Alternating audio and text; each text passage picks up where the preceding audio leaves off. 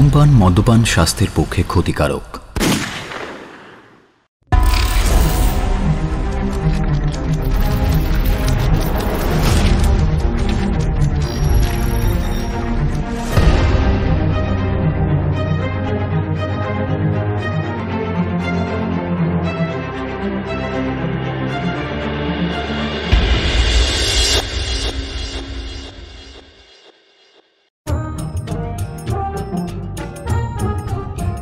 আজ আপনি শুনবেন রাজশেখর বসু ওরফে পরশুরামের কাহিনী রাতারাতি, only on Radio Milan 90.4 FM. Do like, share and subscribe our YouTube channel for more audio stories and press the bell icon for notification. আজকের গল্পে অভিনয় করেছেন দীপক, অপূর্ব, রথিন, সঙ্গীতা, রীতি, অভিক, প্রশান্ত এবং সায়ন। নাট্যরূপ দান Chinmoy. Poster and publicity design Divine Comedy. সমগ্র পরিচালনা এবং ধ্বনি পরিকল্পনা সায়ন। শুরু হচ্ছে রাজশেখর বসু ওরফে পরশুরামের কাহিনী রাতারাতি।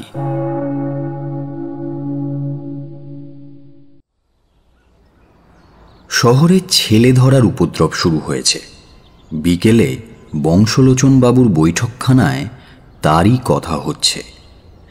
বংশলোচনের ভাগ্নে উদয় হাত নেড়ে বলছিল, মামাবাবু আজকের খবর শুনেছেন? 50টা ছেলে হারিয়েছে, গতকাল 75টা। কিন্তু আশ্চর্য এই, যারা নিরুদ্দেশ হচ্ছে তাদের নাম ধাম কেউ টেরই পাচ্ছে না। এদিকে লোকে খেপে উঠেছে, মোটর গাড়ি পোড়াচ্ছে, রাস্তায় মানুষকে ধরে ঠ্যাঙাচ্ছে, পুলিশ কিছুই করতে পারছে না। ওহ, একেবারে হুলস্থুলু ব্যাপার। তা কাগজে কি লিখেছে? বংশলোচন বাবুর কথার উত্তরে তার শালা নগেন বলল, এই শুনুন না, আজকের ধূমকেতু খুব জোর লিখেছে আমরা জানতে চাই দেশের এই আজকের অরাজক অবস্থার জন্য দায়ী কে। অজ্ঞ লোক রটাচ্ছে বালি ব্রিজের বুনিয়াদ পোক্ত করার জন্য 10,000 ছেলে পুঁতবে। বিজ্ঞ লোকে বলছেন ছেলেরা সংসারে বিতরাগ হয়ে বানপ্রস্থ অবলম্বন করছে। কার কথা বিশ্বাস করব? দেশনেত্রীরা এখন দালালি বন্ধ রাখুন, গভর্নমেন্ট উঠে পড়ে লাগুন। এই যে আমরা তারস্বরে প্রশ্ন করছি, তার উত্তর দিন। কোন দুরাত্মা দেশ মাতৃকাকে সন্তানহারা করছে? বাবা, ও বাবা, ছেলে ধরারা বাবা ধরে, বলো না বাবা। কথাটা বংশলোচন বাবুর ছোট ছেলে ঘেন্টু বলল। তার উত্তরে উকিল বিনোদবাবু বললেন, তেমন বাবা হলে ধরে বই কি, তবে তুমি কিচ্ছু ভেবো না খোকা, আমরা তোমার বাপকে ঠিক রক্ষা করব। কেদার চাটুর্যে মশাই কাছেই বসে তামাক খাচ্ছিলেন। নগেন তাকে বলল, চাটুর্যে মশাই, আপনি কিন্তু সাবধানে চলাফেরা করবেন। উনি প্রবীণ লোক, ওনাকে ধরবে না। মনে মনে ও কথা ভাববেন না জামাইবাবু। চবনপ্রাশ খাইয়ে তরুণ বানাবে, তারপর চালান দেবে, বুঝেছেন? মানে তরুণদেরই ধরছে বুঝি? চাটুর্যে মশাই হুঁকো রেখে বললেন, উদো, তুই কিরকম লেখাপড়া শিখেছিস দেখি? জোয়ান যুবক আর তরুণ, এদের মধ্যে তফাৎ কি বলতো? জোয়ান হচ্ছে যার গায়ে খুব জোর, আর যুবক মানে যুবা, মানে যাকে বলে মানে ওই ইয়ং ম্যান। আর তরুণ হলো গিয়ে মানে, দাঁড়ান ডিকশনারি দেখতে হবে। আরে না, অভিধানে পাবি না, আজকাল মানে বদলে গেছে। আমি অনেক ভেবেচিন্তে যা বুঝেছি শোন। যার দাড়ি গোঁফ দুটোই আছে তিনি হলেন জোয়ান, যেমন রবি ঠাকুর, পিসি রায়। আর দাড়ি নেই, শুধু গোঁফ, তিনি যুবক, যেমন আশুতোষ মুখুজ্জে, গান্ধীজি।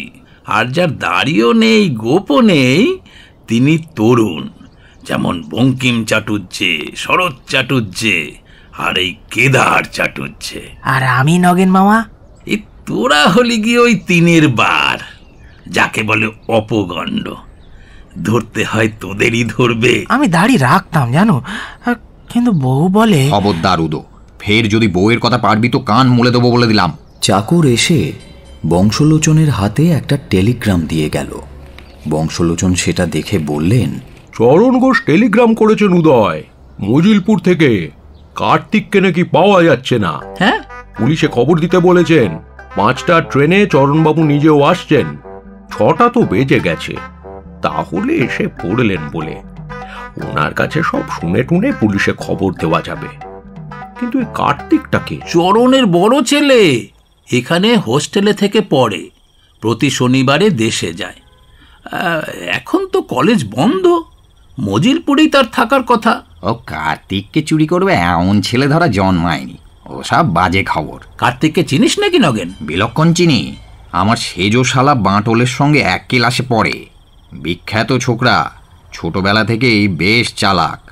যখন 10 বছর বয়স তখন সে তার বান্ধবীদের নাকি বলতো মেয়েগুলো নাকি মানুষই নয়, মাথায় এক গাদা চুল আর ফিতে বাঁধা, আর খালি খালি দাঁত বের করে হাসে, মারতে হয় এক ঘুষি। তারপর 14 বছর বয়সে তার প্রাণের বন্ধু বাঁটলকে লিখল, নারীর প্রেম এখনই নয় ভাই বাঁটল, এ জগতে কারও থাকার দরকার নেই, শুধু তুমি আর আমি। কিন্তু 2 বছর যেতে না যেতেই তার যৌবন নিকুঞ্জের পাখি কা কা করে ডেকে উঠল। কার্তিক তার কবিতার খাতায় লিখল, নারী বুঝিতে না পারি, কবে একান্তে আমারই তুমি হবে। কতদিনে ওগো কতদিনে, পাচ্ছি নে আর পাচ্ছি নে। এসব তো ভালো কথা নয়। চাটুর্য মশাই, চরণবাবু ছেলের বিয়ে দেন না কেন? বলেছি তো অনেকবার, কিন্তু চরণ বড় একগুঁয়ে। অন্য বিষয়ে সেকেলে হলেও ছেলের বিয়ে দেবার বেলায় সে একেলে। বলে লেখাপড়া সাঙ্গ করুক তারপর বিয়ে। তবে কার্তিকের জন্য কোণে ঠিক করাই আছে। চরণের ছোটবেলার বন্ধু রাখাল সিংহির মেয়ে, 13-14 বছর আগে 2 বন্ধুতে কথা ঠিক হয়। তারপর রাখালবাবু মারা গেলেন, কিছুদিন পরে তাঁর স্ত্রীও গত হলেন। মেয়েটার ভার নিলেন তার মামা। মামা শুনেছি কোথাকার জাজ, সম্প্রতি রিটায়ার্ড করেছেন। রাখাল সিংয়ের মেয়ে তো, ও কার্তিক কখনোই তাকে বিয়ে করবে না। সে মেয়ে নাকি একটা জঙ্গলি ভূত। এমন সময় চরণ ঘোষ এসে পৌঁছলেন। প্রৌঢ় ভদ্রলোক, মাথায় একটি ছোট টিকি, কাঁচা পাকা ছাঁটা গোঁফ, গলায় কণ্ঠি, এক হাতে ছাতা আর অন্য হাতে একটা ছোট ব্যাগ। হতভাগা পাজি নচ্ছার! তাহলে ছেলের খোঁজ পেয়েছো? দুর্গা দুর্গা দুর্গতি না আসেনি? বকাটে, মিথ্যুক, ছুঁচো! বিপদ তো মধুসূদনম, ভগবান রক্ষা করেছেন। ব্যাটা আমার লেখাপড়া শিখেছেন। আহা চরণবাবু, একটু শান্ত হন। আরে রাগ পরে করোক্ষণ, খবর কি তাই আগে বলো। খবর আমার মাতা। এখন কলেজ বন্ধ, গুড ফ্রাইডে ছুটি। কার্তিক কদিন আমার কাছেই ছিল, আমারও নিশ্চিন্তি। মজিলপুরে তো আর ছেলে ধরার উপদ্রব নেই। কাল সকালে বলল ফিলোসফির না কিসের যেন খান 2 বই ওই বাঁটলের কাছে রয়েছে, কলকাতায় গিয়ে নিয়ে আসবে। আমি বললাম যাবি আর আসবি, দুপুরের গাড়িতে ফিরে আসা চাই। হ্যাঁ, তারপরে বেলা শেষ হয়ে গেল, কিন্তু কার্তিক ফিরল নে। ক্রমে রাত্রিও কাবার হয়ে গেল, কিন্তু ছেলের খবর নেই। তার মা তো কান্নাকাটি শুরু করলে, কারণ পরশু কলকাতায় নাকি 63টা ছেলে চুরি গেছে। অগত্যা তোমায় একটা জরুরি তার করে দিলাম। তারপরে চলে এলাম এই বিকেলের গাড়িতে। প্রথমেই গেলাম বাঁটলদের ওখানে। তার ছোট ভাই সাঁটল না কি যেন বললে বাঁটল আর কার্তিক কজন বন্ধুর সঙ্গে ওভার টিউন হলে বক্তিমে শুনতে গেছে। কিন্তু বাঁটলের বোন বলল সব মিথ্যে কথা, বাবুরা অ্যাংলো মোগলাই হোটেলে খেতে গেছেন, তারপর যাবেন সিনেমায়, তারপর অনেক রাত্রে ফিরে এসে দরজায় ধাক্কা লাগাবেন। হতভাগা, এই তোর ফিলোসফির বই আনতে যাওয়া! এখন ছোঁড়াটাকে খুঁজে বের করি কি করে বলেন তো? তা খবর যখন পেয়েছেন তখন আর খোঁজ করার দরকার কি? ছেলে কলকাতায় এসেছে একটু ফুর্তি করতে, যথাকালে বাড়ি ফিরে যাবে। ওর ফুর্তি আমি বের করছি। হতভাগা এইখানে এসেছে ইয়ার্কি দিতে, আর আমরা সব কিনা ভেবে মরছি। কান ধরে হিড়ির করে টেনে নিয়ে যাবো হারামজাদাকে। চাটুর্যে, চলো। যাবো কোথায়? ধর্মতলার মোড়ে অ্যাংলো মোগলাই হোটেল। ট্যাক্সিতে চড়ে সোজা চলে যান, 10 মিনিটে পৌঁছে যাবেন। চরণ ঘোষ ও চাটুর্যে মশাই বেরিয়ে গেলেন। অ্যাংলো মোগলাই হোটেলটি ছোট কিন্তু বিখ্যাত।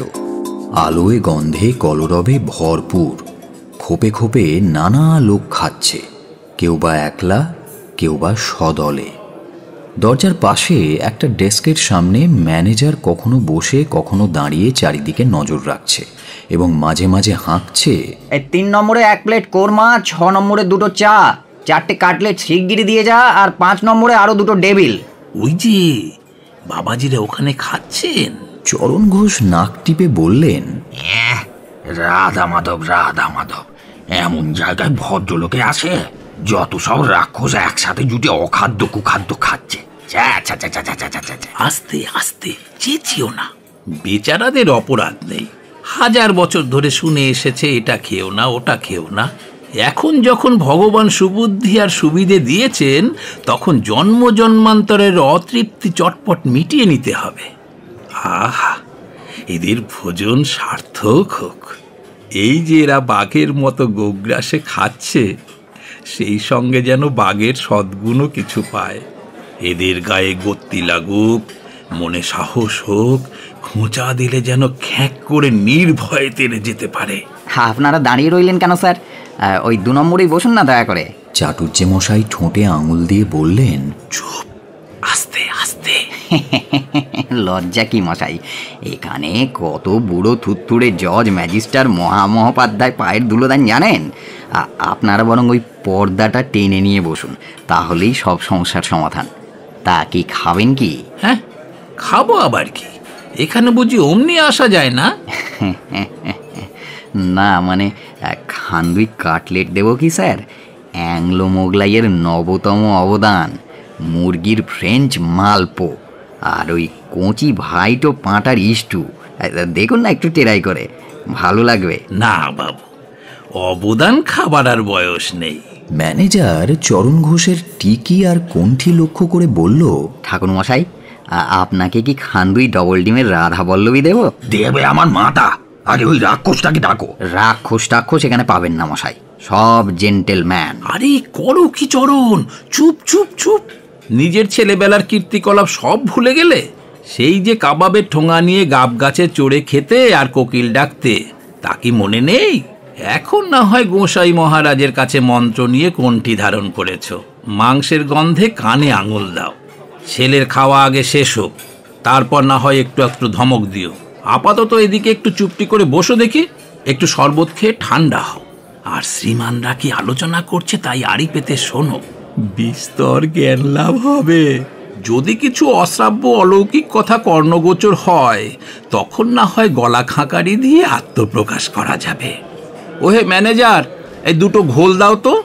কার্তিক এবং তার 3 বন্ধু বাঁটল, গোপাল আর ঘনেন কিছু দূরে একটা পর্দার আড়ালে বসে আছে। তাদের খাওয়া শেষ হয়েছে, এখন তর্ক চলছে। আইডিয়াল একটা চাই বই কি, নয়তো লাইফটা একেবারে কমন প্লেস, মনোটোনাস হয়ে পড়ে। আইডিয়াল হচ্ছে মাইন্ডের জুস, তাতেই জীবন সরস থাকে। না না না না, কথাটা মানতে পারলাম না গোপাল। আইডিয়াল মানুষকে করে স্লেভ টু অ্যান আইডিয়া। আমি চাই ভ্যারাইটি, নো কমিটমেন্ট। ওই যে ওই লোথারিওর সেই লাইনটা কি রে? হ্যাঁ, to pick and choose, play first and lose, তারপর কি জানো? বাটল, তোর কোনো আইডিয়াল আছে নাকি? রামো রামো, কোশমিন কালেও নেই। সব কি হচ্ছে? হ্যাঁ চাটুজ্জা, কিছুই তো বুঝতে পারছি না। চুপ করো দেখি। ওইসব আইডিয়াল আমি বুঝি না। আমি চাই বাস্তবের একটা সিনথেসিস। এমন নারী যে বল্লরী বাণুজ্যের মতো রূপসী, মিসেস চৌবের মতো সাহসী, জিগিসা দেবীর মতো লেখিকা, আর মেজদির ননদের মতো রসিকা, লটি রায়ের মতো গাইয়ে আর ফক্তা খাঁয়ের মতো নাচিয়ে। আরে বাপরে চরণ, তোমার ছেলের হিসেব মতো এমন তিলোত্তমা আমাদের 14 পুরুষ কখনো দেখেনি। আর কথা নয়, এই বাবাজিকে অগ্রাণ মাসেই ঝুলিয়ে দাও, নইলে বেচারা বাড়ি বাড়ি হ্যাংলা দৃষ্টি দিয়ে বেড়াবে। চরণ ঘোষ লাফিয়ে উঠে বললেন, দাঁড়াও তো, ওর হ্যাংলাপনা আমি ঘুচিয়ে দিচ্ছি একেবারে। আয় কার্তিক, কার্তিক, হতভাগা স্টুপিড ছুঁচো, কি করছিস কি তুই এখানে? হ্যাঁ, ছেলে আমার লেখাপড়া শিখছেন, অধঃপতনে যাচ্ছেন দিনকে দিন, যত সব বকাটে ছোঁড়াদের সঙ্গে। খবরদার মশাই, মুখ সামলে কথা কইবেন। ছুঁচোটাকে পই পই করে বললাম যাবি আর আসবি। সন্ধে হয়ে গেল, ছেলে দেখা নেই। রাত্রি কাবার হলো, তবু ছেলে আসে না। ছেলে ধরার খপ্পরেই পড়লো না মোটর চাপা পড়লো, না পুলিশে ধরে নিয়ে গেল, কিছুই তো জানি না। বাড়ির সবাই এদিকে ভেবে অস্থির, গর্ভধারিণী কেঁদে কেটে শয্যাশায়ী, আর আমার ছেলে হোটেলে বসে ইয়ার্কি দিচ্ছেন। হতভাগা ছুঁচো স্টুপিড কোথাকার। এই তোদের ইউনিভার্সিটির শিক্ষে? হ্যাঁ, কি হয় সেখানে? যত সব জোচ্চোর মিলে ছেলেদের মাথা খায়, আর অধপাতের আড্ডা এই হোটেলে। যত রাজ্যের বেহায়া ছেলে বুড়ো জুটে গোগ্গেরাসে গোস্ত গিলছে, আরামজাদা। আর এই বাঁটলটা এই হয়েছে দলের সর্দার বিশ্ববকাট, আর ওই গোপাল হচ্ছে জ্যাঠা চূড়ামণি, আর এই ঘনাটা একটা আস্ত বাঁদর এককারে। কার্তিক ঘাড় হেঁট করে গালাগালি হজম করতে লাগলো, কিন্তু বন্ধুরা প্রতিবাদ করে উঠল, আর হোটেলের ম্যানেজার জামার আস্তিন গোটাতে লাগলো। বাঁটল ছেলেটি অতি মিষ্টভাষী এবং বিনয়ীও বটে। সে বলল, দেখুন চরণবাবু, নিজের ছেলেকে আপনি যা খুশি বলতে পারেন, কিন্তু আমরা কি করি না করি তাতে আপনার পিতার কি? আপনাকে আমি এখনই পুলিশে দিতে পারি, জানেন? পুলিশে দিতে পারি? দাও না দাও। কে না বলেছে তোমাকে? ম্যানেজারগিরি ফলাচ্ছে। এটা হচ্ছে অ্যাংলো মোগলাই ক্যাফ, এখানে এসব কেফ নয়, ক্যাফে। বাঁটলের এই এক দোষ, ভুল উচ্চারণ কিছুতেই বরদাস্ত করতে পারে না। ওই হলো, জেনে রাখুন, এটা কিন্তু কোনো হেজি পেজি জায়গা নয়। হ্যাঁ, এটা একটা রেসপেক্টেবল রেস্তোরাঁ। ওই একই কথা মশাই, শুনে রাখুন, এটা হচ্ছে শিক্ষিত লোকেদের রেন্দেজভৌস, রাদেভু। বারবার বাধা পেয়ে ম্যানেজার চটে উঠলেন। এই তোমার ডেপো মেয়ে এবার থামাও তো ছোকরা। ডেভিল মামলেট কোপ্তা কর্মা দেয়াই বেচে বুড়িয়ে গেলাম, আর ইনি এলেন আমাকে উরুষ্চারণ শেখাতে। হ্যাঁ, কি? খদ্দেরকে অপমান? টেক কেয়ার, তোমার হোটেল বয়কট করব। কেবল কুকুরের ঠ্যাং আর সাপের চর্বি চালাচ্ছ? ঘরের এক কোণে এক বৃদ্ধ ভদ্রলোক বসেছিলেন। ইনি একজন নীরব কর্মী। 2 প্লেট কোরমা চুপচাপ শেষ করে এখন রাই সরিষা আর লেবুর রস দিয়ে টমেটো খাচ্ছিলেন। বাঁটলের কথায় বলে উঠলেন, কি ভয়ঙ্কর! সেই জন্যই তো আমি ওইসব খাওয়া ছেড়ে দিয়েছি। কেবল জচ্চুরি, ভিটামিনের নাম গন্ধ নেই। হোটেলের ভোক্তারা এই আতঙ্কে চঞ্চল হয়ে উঠল। অনেকেই খাওয়া ফেলে উঠে পড়ল। কেউ কেউ বলল, কুকুরের ঠ্যাং, সর্বনাশ, ভিটামিন নেই। এদের হাবভাব দেখে ম্যানেজার করজোড়ে বলতে লাগলেন, বসুন বসুন মশাই, ও মিথ্যে কথায় কান দেবেন না। আমার কি কোনো ধর্মের ভয় নেই নাকি? হ্যাঁ, যা তা খাইয়ে দেবো বললেই হলো। এই সময় চাটুর্যে মশাই উঠে চারিদিকে একবার চেয়ে নিয়ে বললেন, তা মহাশয়রা যদি অনুমতি দেন তো আমি ভিটামিন সম্বন্ধে 2-4টে কথা নিবেদন করি। কয়েকজন প্রবীণ ভদ্রলোক এদিক ওদিক একটু ধমক দিয়ে গন্ডগোল থামিয়ে দিলেন। তারপর চাটুর্যে মশাইকে একজন বললেন, তারপর মশাই ওই ভিটামিনের কথা কি বলছিলেন? বাল ও দুগ্ধ, যৌবনে লুচি পাঁটা, বার্ধক্যে একটু নিম ঝোল আর প্রচুর হরিনাম, এই হলো আমাদের প্রাচীন শাস্ত্রসম্মত পথ্য। কিন্তু এতদিনে আমরা জানতে পেরেছি যে ওসব কেবল উদর পূরণের উপাদান মাত্র। ভিটামিনই হচ্ছে আসল জিনিস। ভব নদীতে ভাসার একমাত্র ভেলা, শিশু, যুবক, বৃদ্ধ সকলের পক্ষেই। অতএব ভিটামিন যদি চান তো কাঁঠাল খান। কাঁঠাল? আগে হ্যাঁ, কাঁঠাল। কবি লিখেছেন, আমার সোনার বাংলা আমি তোমায় ভালোবাসি, তোমার আকাশ তোমার বাতাস আমার প্রাণে বাজায় বাঁশি, মরি হায় হায় রে। এমন দেশটি কোথাও খুঁজে পাবে না কো মশাই। এই ধরুন হিমালয় পর্বত, যার জোড়া দুনিয়ায় নেই। তারপর ধরুন এই রয়্যাল বেঙ্গল টাইগার, কে লড়বে তার সঙ্গে? সিংহ? সাধ্য কি? তারপর ধরুন গিয়ে কাঁঠাল। কাঁঠাল কি একটা ফল হলো মশাই? বোটানি পড়ে দেখবেন, ফলের রাজা হচ্ছে কাঁঠাল। 2 মণ পর্যন্ত ওজন হয়। আবার কাঁঠালের রাজা উত্তর পাড়ার বঞ্জুল বাবুদের গাছের রস খাজা। এক একটি কোয়া এক এক পোক, কাঁচা সোনার রং, ভিটামিনের টইটুম্বুর। গালে দিয়ে বার 5 এদিক ওদিক চালিয়ে রস অনুভব করুন, তারপর চোখ বুজে একটু ছাপ দিন, অবলীলাক্রমে গন্তব্যস্থলে পৌঁছে যাবে। কোথায় লাগে আপনাদের কালিয়া কোপ্তা কোরমা? কোন ক্লাসের ভিটামিন মশাই? এ বি সি না ডি? ABCD BLA রে স্লাই ফক্স মেটা হেন বা বলেন ডাক্তারি শাস্ত্রে কোনো বারণ নেই। হেন বস্তু নেই যা কাঁঠালে পাবেন না। গুড়ি চিরুন, তক্তা হবে। মেহগিনি কাঠ তো তার কাছে তুচ্ছ। পাতা পাকিয়ে নিন, হুকোই পরানো উত্তম নল হবে। আর ফলের তো কথাই নেই। কোলে তুলে নিয়ে বাজান, পাখোয়াজের কাজ করবে। কাঁচার কালিয়া খান যেন পাঁটা, বিচি পুড়িয়ে খান কাবুলি মেওয়া, পাকা কোয়া রস গ্রহণ করে ছিবড়েটা চরকায় চড়িয়ে সুতো কাটুন, বেরোবে সিল্ক। ননসেন্স। বিশ্বাস হলো না বুঝি? তবে মরুন ওই কাঁচা টমেটো খেয়ে। আমরা চললাম, নমস্কার। ওঠো হে চরণ। আরে ও মশাই, দুটো ঘোলের দাম না দিয়েই চলে যাচ্ছেন যে? আরে মোলো, আবার দাম চায়? এত বড় একটা কুরুক্ষেত্র থামিয়ে দিলাম, সেটা বুঝি কিছু নয়? আচ্ছা বাবা, নাও নাও, এই শিখি নাও। চাটুজ্জে মশাই চরণ ঘোষকে একটু আড়ালে টেনে নিয়ে গিয়ে বললেন, ছেলেকে ধমক তো ঢের দিয়েছ, এবার মিষ্টি কথায় শান্ত করে ডেকে নিয়ে যাও। বাবা কার্তিক, এসো তো বাবা এদিকে একবার। শোন কার্তিক, এই অজ্ঞেরান মাসেই তোর বিয়ে দেব আমি। সেই রাকাল সিংহির মেয়ে নেড়ি, ছোটবেলায় তাকে দেখেছিলি, মনে আছে তো? ওসব নেড়িটাড়িকে আমি বিয়ে করতে পারবো না। করবি না মানে?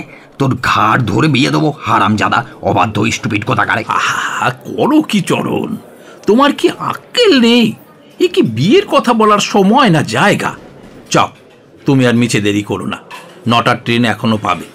কার্তিক আজ বাটলের বাড়িতেই থাকবে। বাবা কার্তিক, তোমার সঙ্গে দুটো কথা আছে। চরণ ঘোষ গজগজ করতে করতে প্রস্থান করলেন। কার্তিক এবং তার 3 বন্ধুর সঙ্গে চাটুজ্জে মশাই রাস্তায় নেমে এলেন। এই অপমান কখনোই সহ্য করা যায় না। আমরা কি বানের জলে ভেসে এসেছি নাকি? হ্যাঁ কার্তিক, কার্তিক, তোর বাপকে এক্ষুনি উকিলের চিঠি দে, 500 টাকা ড্যামেজ। মোকদ্দমায় আমরা সাক্ষী দেবো। হ্যাঁ থামো দেখিনি ঘনেন, বাপের নামে নালিশ করা খারাপ দেখায় না। হাজার হোক বাপ তো বটে নাকি? বরং খবরের কাগজে একটা ছাপিয়ে দে, সমস্ত ছেলের দল খেপে উঠবে, আর বাছাদম তখন টের পাবেন। এই না না না না গোপাল, গোপাল শোন, তার চেয়ে বরং চল আমরা না জিগিসা দেবীর কাছে যাই। হ্যাঁ, তাকে বলে কয়ে একটা আশ্রম খুলবো, কাগজে ছাপাবো, এসো কে কোথায় আছো বাংলার ছেলেরা, নির্যাতিত উৎপীড়িত অসহায় বুভুক্ষু। ওই সঙ্গে একটা মেয়েদের বিভাগও খোলা উচিত। কি বলিস কার্তিক? বাটল, বাটল রে, হাইড্রোসায়ানিক অ্যাসিডের দাম কত রে? বিস্তর দাম। তার চেয়ে কেরোসিন তেল ঢের সস্তা, 10 পয়সাতেই কাজ সাবার। কিন্তু বড্ড জ্বালা করবে যে। সে কতক্ষণ, একবার মরে গেলে তো টেরই পাবি না। চাটুজ্জে মশাই কার্তিকের গায়ে হাত বুলিয়ে বললেন, ছি বাবা কার্তিক, দুঃখ করো না। একে বাপ, তাই বয়সে বড়, বললেই বা 2-1টা কড়া কথা। পাপের সুপুত্র হলে সব দেবতা খুশি হন। এই দেখো, রামচন্দ্র পিতৃ আজ্ঞায় বনে গেছিলেন, জব্দও হয়েছিলেন তেমনি। মাথায় জটা, গায়ে জামা নেই, পায়ে জুতো নেই, 14 বছর ভ্যাগাবন্ড। তারপর বউও চুরি হয়ে গেল। চল রে কার্তিক, আমরা একবার জিগিসা দেবীর বাড়ি গিয়ে তার বাণী নিয়ে আসি। এত রাত্রে কেন আর তাকে বিরক্ত করা ঘনেন?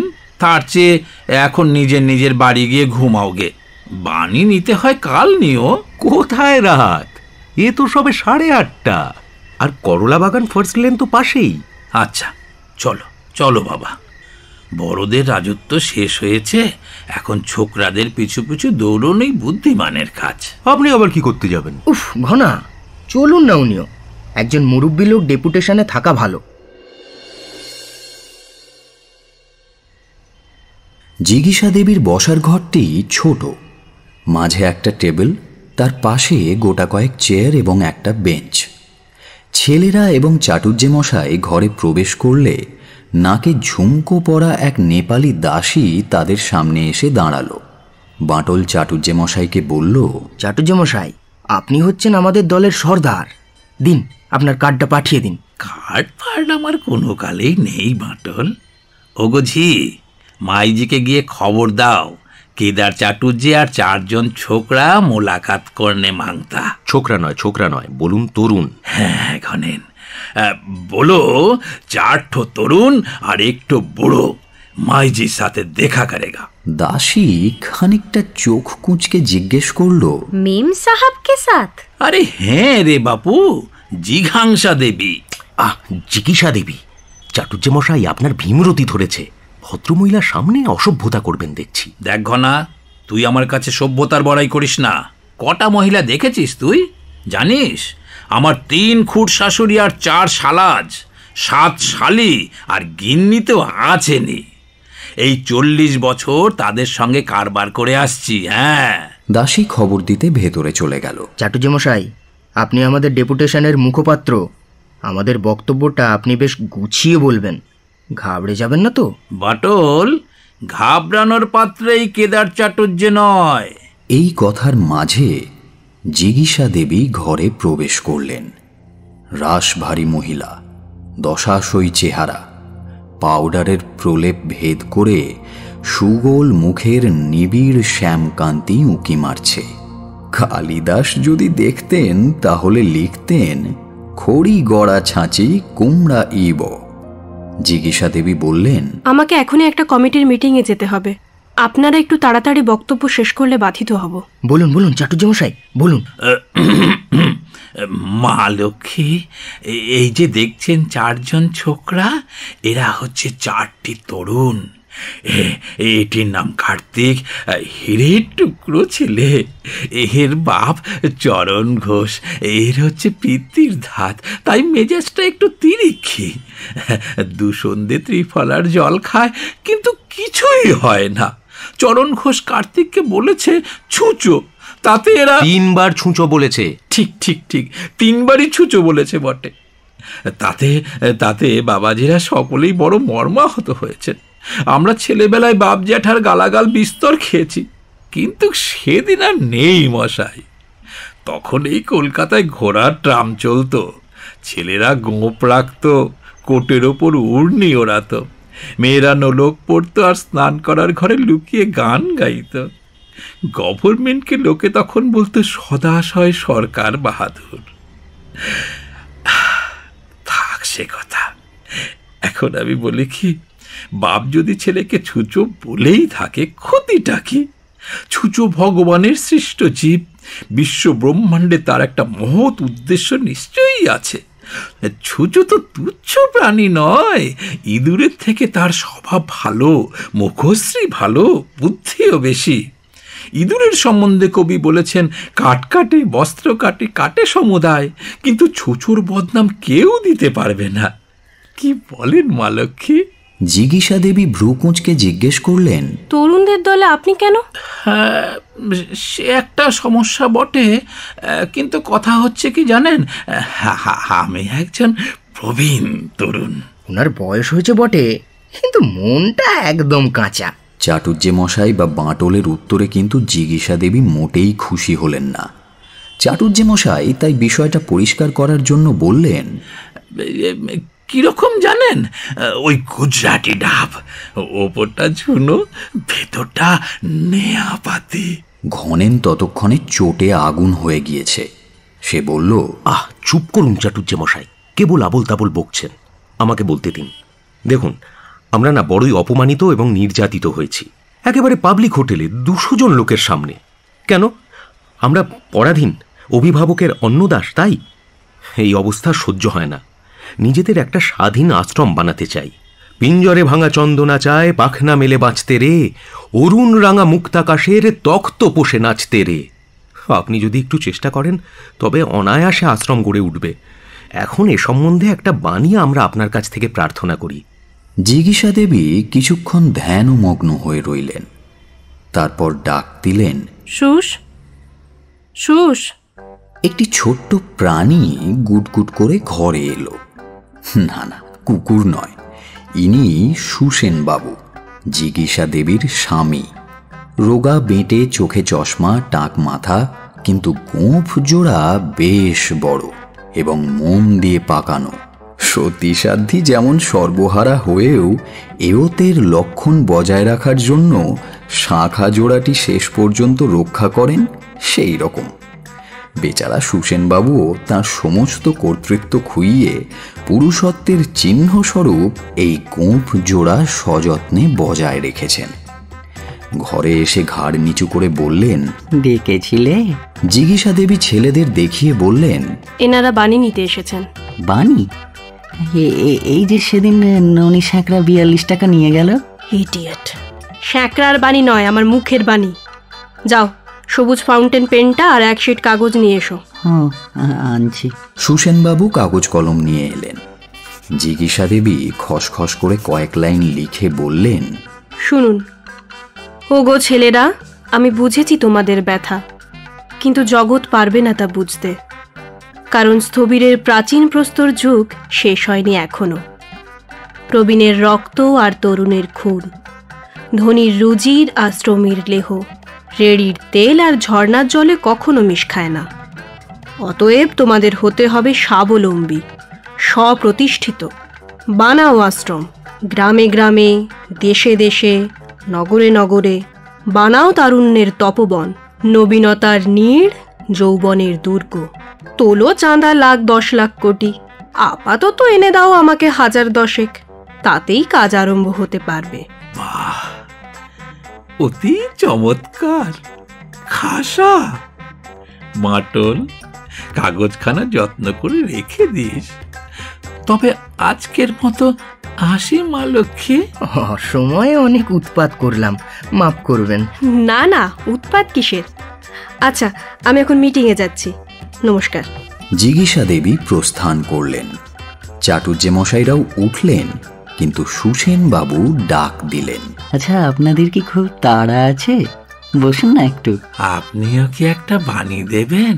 সুসেনবাবু একবার দরজার বাইরের দিকে উঁকি মেরে বললেন, ও বাণী ফানি আমি বুঝি না মশাই, ও হচ্ছে মেয়েলি ব্যাপার। আমি শুধু বুঝি কাজ। বলছিলাম কি, আপনারা কানাই ঘোষকে চেনেন? চ্যাম্পিয়ন কিন্তু একেবারে, 1 লেগার। সেনেট হাউসের চাতালে নাগাড়ে 75 ঘন্টা এক পায়ে দাঁড়িয়েছিল। আমার খুড়তুতো ভাই হয়। বটে? হ্যাঁ, বলাই বাণুজ্যের নাম শুনেছেন? যে ছোকরা সেদিন গড়ের মাঠে 3টে গোড়াকে ছাতা পেটা করেছিল, সে আমার নিজের মাস্তুতো ভাই। বলেন কি মশাই, আপনারা তো দেখছি বীরের বংশ। বড় খুশি হলাম আলাপ করে। আর কিছু বলার নেই তো? নমস্কার। সহসা সুসেনবাবু মুখ কাঁচুমাচু করে বললেন, বলছিলাম কি, 5টা টাকা হবে? মাস কাবার হলেই শোধ দিয়ে দেবো, মাইরি বলছি। বাঁটল একটা আধুলি ফেলে দিল। ছেলেদের দল ও চাটুর্যে মশাই বেরিয়ে এলেন রাস্তায়। রাস্তায় এসে চাটুর্যে মশাই বললেন, আর ভাবনা কি, কেল্লা মার দিয়া? এখন চটপট আশ্রমের টাকা জোগাড় করে জিগিসা দেবীর হাতে দাও। আচ্ছা, আমি এখন চললাম। কার্তিক, তুমি তাহলে আজ রাত্রে বাঁটলদের বাড়িতেই থাকছো, কাল সকালে আবার দেখা হবে। চাটুর্যে মশাই চলে যাওয়ার পরে ঘনেন বলল, তাই তো, 10,000 টাকা। কিন্তু এরকমে আশ্রম হবেই বা কি করে? অন্তত 50 জনের থাকার জায়গা চাই, শোয়ার ঘর, dining room, drawing room, library, tennis court, সমস্তই চাই। জিগিসা দেবী খুব কম করেই এস্টিমেট করেছেন, কিন্তু টাকাটা পাওয়া যায় কোথায়? বাটল, কি বলিস? কার্তিক আজ রাত্রে খুব ঠেসে খেয়ে নিয়ে কাল থেকে উপবাস শুরু করুক, আর আমরা চারিদিকে সভা করে বক্তৃতা দিই। হে দেশবাসী, এই যে একটি তরুণ আশ্রম বানানোর জন্য প্রাণ বিসর্জন দিতে বসেছে, আর তোমরা হেসে খেলে বেড়াচ্ছ, এটা কি ঠিক হচ্ছে? দাও, 10,000 টাকা তুলে দাও, তাহলেই বেচারা 4টি ভাত খাবে। তুস, উপোস করে কাজ উদ্ধার করা মেলি ট্যাকটিক্স বাটল। আমার তাতে কোনো সিম্প্যাথি নেই। পুরুষোচিত পন্থা আছে, কিন্তু তাতে কিছু সময় লাগবে। কার্তিক বরং আমেরিকায় যাক, ঝাঁকড়া চুল রাখুক, স্বামীজি হয়ে জেঁকে বসুক, বিস্তর মেমোর চেলা হবে, টাকাও আসবে ঢের। সেখানেই আশ্রম খোলা যাবে, তারপর না হয় আমরাও গিয়ে জুটব। কার্তিকের এসব যুক্তি পছন্দ হলো না। সে বলল, বাঁটল, পিস্তলের দাম কত রে? জাপানওয়ালা 2 আনা, জার্মানওয়ালা 2 আনা, আর সস্তাওয়ালা 2 আনা। পিস্তল কি হবে রে গাধা? ডাকাতি করব, খুন করব, জেলে যাব, ফাঁসি যাব, আত্মীয় স্বজনের নাম ডোবাবো। জগৎ আমার শত্রু, কোথাও আমার স্থান নেই। আপাতত আমাদের বাড়িতে স্থান আছে, রাতটা তো কাটিয়ে দে, তারপর সকালবেলা মাথা ঠান্ডা হলে যা হয় করিস। ঘনেন ও গোপাল নিজেদের বাড়ি চলে গেল। কার্তিক নীরবে বাঁটলের সঙ্গে চলল। বাড়ি এসে বাঁটুল কার্তিককে বাইরের ঘরে বসিয়ে তার শোয়ার ব্যবস্থা করতে ওপরে গেল, কিন্তু ফিরে এসে দেখল কার্তিক পালিয়েছে।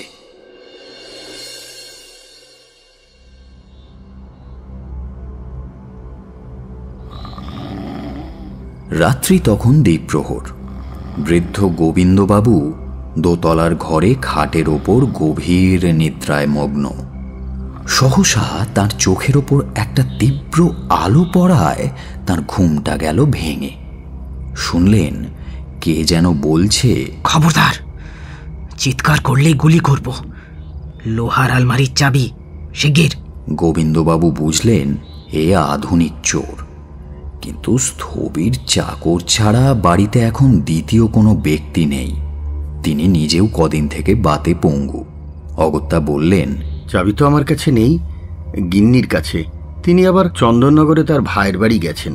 মানি ব্যাগ, ঘড়ি টড়ি বা আংটি? ওই ড্রেসিং টেবিলটা টানার মধ্যে যা কিছু আছে, কিন্তু চেক বইটা নিও না বাপু, সেটা তোমার কোনো কাজে লাগবে না। চারিদিকে টর্চের আলো ঘুরিয়ে চোর টেবিল খুঁজতে লাগলো। সহসা অন্ধকারে টেবিলটার সাথে ধাক্কা খেয়ে মেঝেতে বসে পড়ল সে। ব্যথায় কোঁকিয়ে উঠল। কি হলো? কোনো সাড়া নেই। কিছুক্ষণ পরে চোর আবার করে উঠল। গোবিন্দবাবু চিন্তিত হলেন। খাটের পাশেই একটা বাতির সুইচ, সেটা টিপে ঘর আলোকিত করলেন। দেখলেন চোর টেবিলের পাশের মেঝেতে বসে আছে, তার হাত কোমরে, মুখে কাতর ভঙ্গি। মরে গেল, বড্ড ব্যথা। তিনি জিজ্ঞেস করলেন, তোমারও কি বাত নাকি? না না, মাস দুয়েক আগে ডেঙ্গু হয়েছিল, তারপর থেকে মাঝে মাঝে একটুতেই খিল ধরে, উঠতে পারছি না। উঠতে পারবে একটু পরে। ওষুধপত্র খাচ্ছ কিছু? ডেঙ্গু যখন ছিল তখন খেতাম, এখন আর খাই না। অন্যায় করেছ। ডেঙ্গু বড় খারাপ ব্যারাম। দিন কতক তুলসী পাতার রস দিয়ে কুইনাইন খেয়ে দেখো দেখি, ভারী উপকারী। যদি এ সময় পুরী কি দেওঘর গিয়ে থাকতে পারো তো আরও ভালো। দেওঘর না শ্রীঘর? তাও তো বটে। বুড়ো মানুষ, ভুলেই গেছিলাম তুমি একজন চোর। কিন্তু ভয় নেই, আইন আদালত আমার আর ভালো লাগে না। সাজা যা দেবার আমি দেব, তবে বাতে কাবু করেছে এই যা মুশকিল। চোর এবার একটু সুস্থ হয়ে আস্তে আস্তে উঠে দাঁড়ালো। ওই চেয়ারটায় বসো। গোবিন্দবাবু দেখলেন তরুণ চোর, পেছনে উল্টানো বড় বড় চুল, নাকে ট্যাপা চশমা, তাতে 2 ইঞ্চি চওড়া কালো ফিতে, কাবুলি ফ্যাশনে ধুতি পরা, গায়ে রেশমি পাঞ্জাবি, পায়ে ক্যাম্বিজের জুতো, হাতে রিস্টওয়াচ আর পিস্তল। তিনি জিজ্ঞেস করলেন, ওই পিস্তলটা কোথা থেকে পেলে? মুরগিহাটা থেকে, 6 আনা দাম। খেয়াল না, তবুও ভালো, আর্মস অ্যাক্টে পড়বে না। স্বদেশি ডাকাত? ভবিষ্যতে হয়তো তাই হতে হবে। আপাতত ঝুঁকের মাথায়। বাপ নেই? আছেন। তাড়িয়ে দিয়েছেন? না, ঠিক তিনি তাড়াননি, আমি গৃহত্যাগ করেছি। ও, বুদ্ধদেব শ্রী চৈতন্যের মতন। তা কি হয়েছে বাপু, বৈরাগ্য? না না, বৈরাগ্য নয়, পৈতৃক জুলুম। বাবা হচ্ছেন সেকেলের জবরদস্ত পিতা। আজ সন্ধেবেলা বন্ধুদের সঙ্গে অ্যাংলো মোগলাই হোটেলে খাচ্ছি, হঠাৎ বাবা এসে খামোখা যা তা বলে গালাগালি দিলেন, একেবারে 200 লোকের সামনে। তারপর বললেন এই কার্তিক অঘ্রাণ মাসেই নাকি আমার বিয়ে, ওই কে নাকি ওই রাখাল সিংহির মেয়ের সঙ্গে। আমি প্রতিবাদ করলাম, কখনোই নয়। আর অমনি শীতকাঠি নিয়ে বেরিয়ে পড়লে। আমার মনের অবস্থাটা আপনি বুঝতে পারছেন না স্যার। বাবা তো রেগে শিয়ালদা চলে গেলেন, আমি তখন ফিউরিয়াস। বন্ধুরা নিয়ে গেল জিগিসা দেবীর কাছে, তারপর বাঁটুল আমাকে তাদের বাড়িতে নিয়ে গেল। থাকতে পারলাম না, চুপি চুপি পালিয়ে এলাম। একটা কিছু ভয়ঙ্কর করতে চাই, চুরি, ডাকাতি, খুন। আচ্ছা, রাখাল সিংহির মেয়েটা বিশ্রী বুঝি? সে ভগবান জানেন আর বাবা জানেন। যার দেহের মনের কোনো সংবাদ আমি জানি না, তাকে বিয়ে করি কি করে বলুন তো?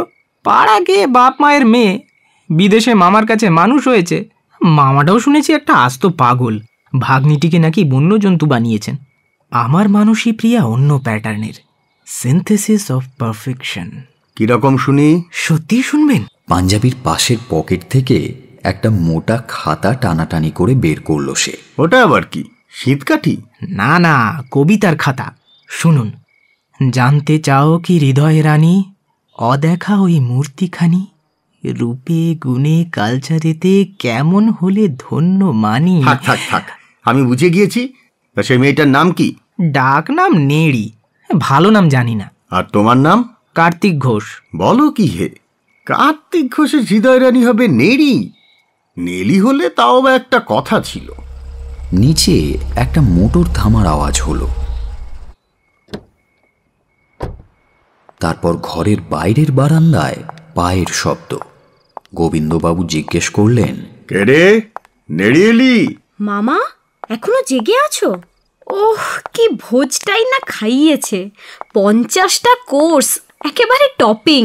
বাণী বিনিন্দিত কণ্ঠ সহকারে একটি শালঙ্কারা অনবদ্যাঙ্গী তরুণী ঘরে প্রবেশ করে একজন অপরিচিত লোক দেখে ছবির মতো ঠায় দাঁড়িয়ে পড়ল। চোর হাঁ করে তাকে দেখতে লাগলো। গোবিন্দবাবু চোরকে জিজ্ঞেস করলেন, হ্যাঁ, তারপর কি বলছিলে ছোকরা? রূপে গুণে কালচারেতে।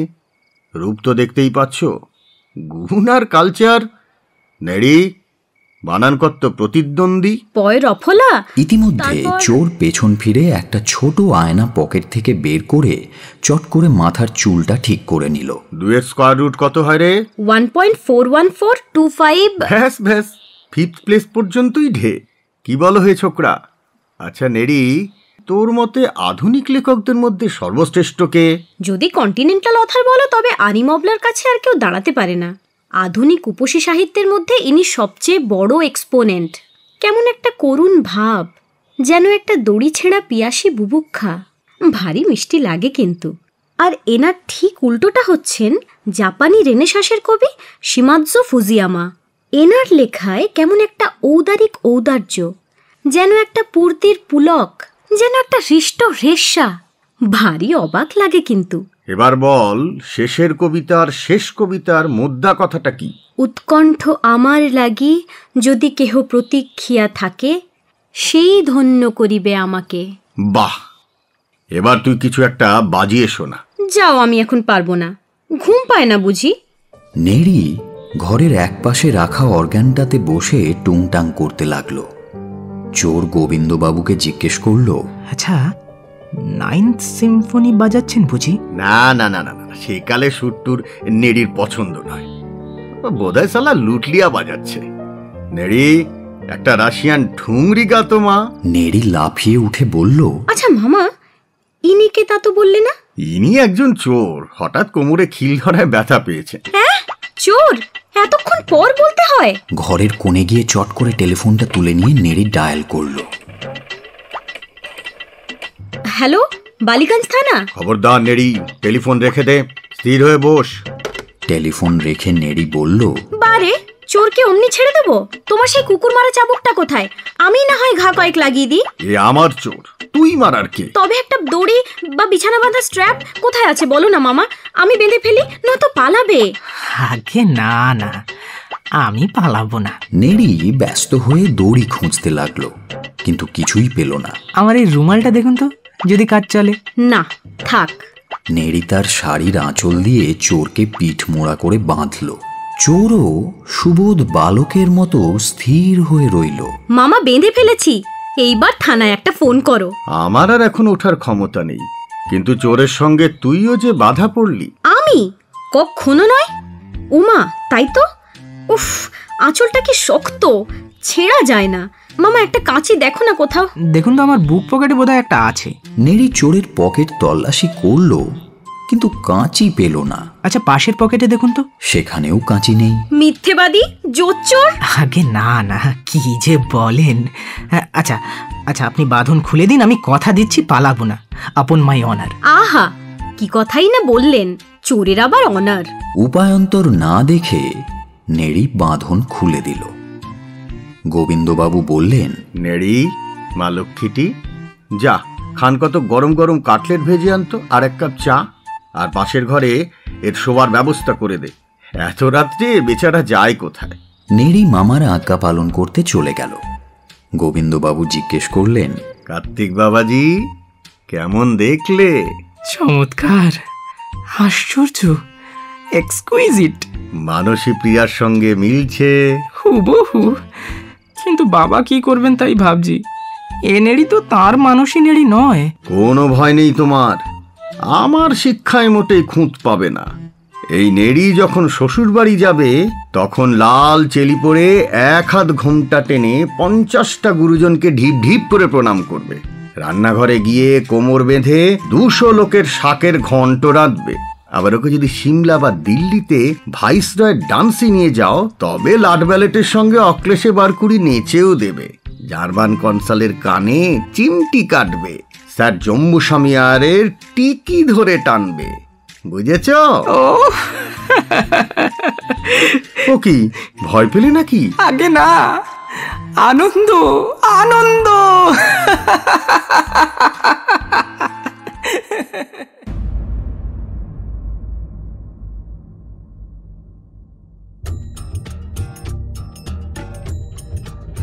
এতক্ষণ আপনি শুনছিলেন রাজশেখর বসু ওরফে পরশুরামের কাহিনী রাতারাতি, only on Radio Milan 90.4 FM.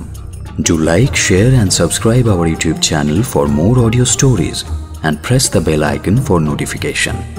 চাটুর্যে মশাইয়ের চরিত্রে দীপক, কার্তিক, উদয়, বৃদ্ধ এবং ঘেন্টুর ভূমিকায় অপূর্ব, গোবিন্দর চরিত্রে রথিন, নেড়ির ভূমিকায় সঙ্গীতা, বাঁটলের চরিত্রে প্রশান্ত, ঘনা এবং অন্যান্য ভূমিকায় অভিক, জিগিষা দেবীর চরিত্রে রীতি, গল্প পাঠে চরণ ঘোষ এবং অন্যান্য ভূমিকায় সায়ন, নাট্যরূপ দান Chinmoy, poster and publicity design Divine Comedy, সমগ্র পরিচালনা এবং ধ্বনি পরিকল্পনা সায়ন।